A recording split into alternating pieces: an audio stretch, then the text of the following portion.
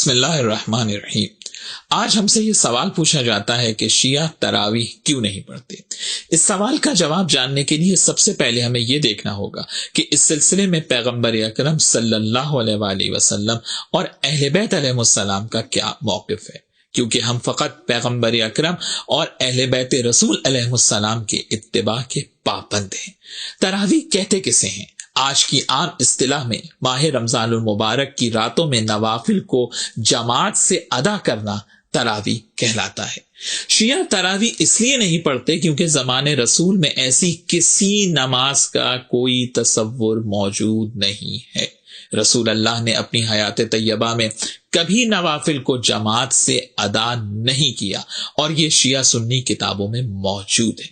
لیکن یہ واضح رہے کہ نوافل ہوں، مستحب نمازیں ہیں، اسے آپ قیام اللیل کہیں، تہجد کی نماز ہے، ان سب کا فرادہ پڑھنا اور بالخصوص ماہ رمضان المبارک میں پڑھنا انتہائی فضیلت ہے اور ثواب رکھتا ہے، اور اس میں تعداد کی بھی کوئی قید نہیں ہے، جس کی جتنی استطاعت ہو اتنا وہ ادا کر سکتا ہے۔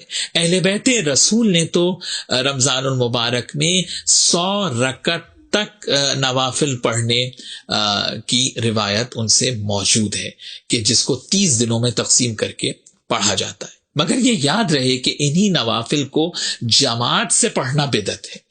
بدعت کہتے کسے ہیں؟ بدعت کی تعریف ہے ادخال ما لیس من الدین فی الدین، جو چیز دین میں نہیں ہے اسے دین میں داخل کرنا بدعت کہلاتا ہے۔ یہ بات بھی جاننا ضروری ہے کہ بدعت کا تعلق عصر جدید کی نئی ایجادات اور اس کے تقاضوں سے قطعا نہیں ہے، بلکہ بدعت سے مراد دین اور شریعت میں ایسی بات شامل کرنا ہے جو دین اور شریعت کا جز نہ ہو۔ دین سے متعلق ہر وہ عمل جو زمانے رسول صلی اللہ علیہ وآلہ وسلم میں نہیں تھا، بعد میں اسے ایجاد کر کے دین میں شامل کر لیا گیا تو وہ بدعت کہلائے گا، اور نماز کا معاملہ تو خاص دینی معاملہ ہے۔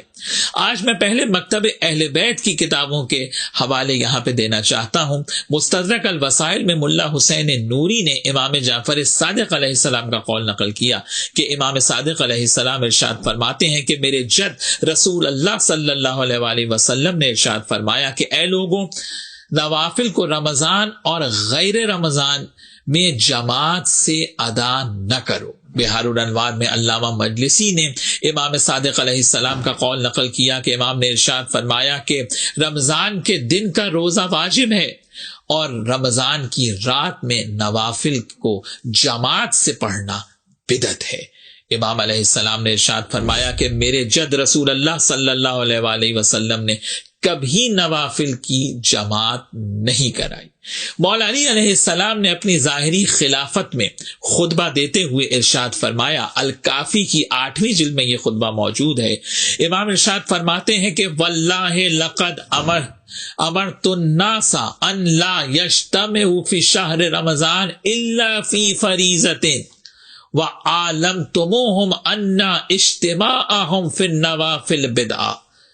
مولا علی نے فرمایا کہ یاد رکھو کہ نماز واجب کے علاوہ کسی مستحب نماز کو جماعت سے ادا نہیں کیا جائے گا، اور نوافل کو جماعت سے ادا کرنا بدعت ہے۔ مولا علی علیہ السلام نے جو حق بات تھی سیرت رسول کے مطابق وہ لوگوں کو بتا دی۔ کیا باب مدینۃ العلم سے زیادہ بھی کوئی سیرت رسول اور سنت رسول کو جانتا تھا؟ مگر مولا علی نے کسی پر زبردستی نہیں کی، کسی کو زبردستی نہیں روکا۔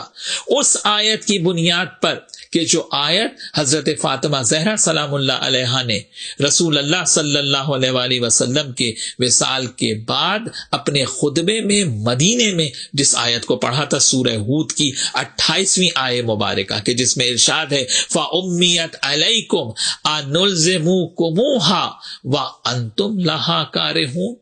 کیا اب تمہاری زبردستی ہدایت کی جائے گی جبکہ تم اس ہدایت سے نفرت کیے جا رہے ہو. اور یہ جو کچھ میں عرض کر رہا ہوں یہ صرف شیعہ کتب میں نہیں بلکہ اہل سنت کی سب سے معتبر کتاب صحیح بخاری میں بھی موجود ہے. عبد الرحمن بن عبد القاری روایت کرتا ہے کہ میں خلیفہ دوم کے ساتھ مسجد میں گیا تو لوگ اکیلے منتشر اور بکھرے ہوئے نوافل ادا کر رہے تھے. ظاہر ہے سنت رسول یہی تھی، زمانے رسول سے یہی طریقہ چلا آ رہا تھا کہ نوافل کو فرادہ ادا کیا جاتا تھا.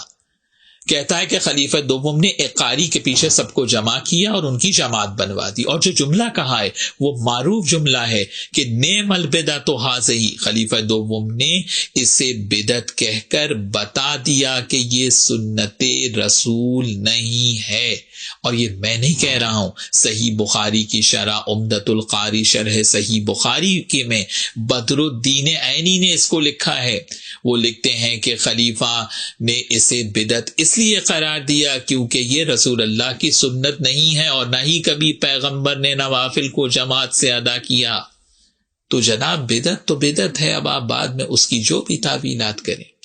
اور اس کے بعد بدر الدین عینی نے عجیب جملہ لکھا کہ خلیفہ دوم نے تراویح کی جماعت بنوائی اور خود خلیفہ دوم نے کبھی جماعت سے تراویح نہیں پڑھی.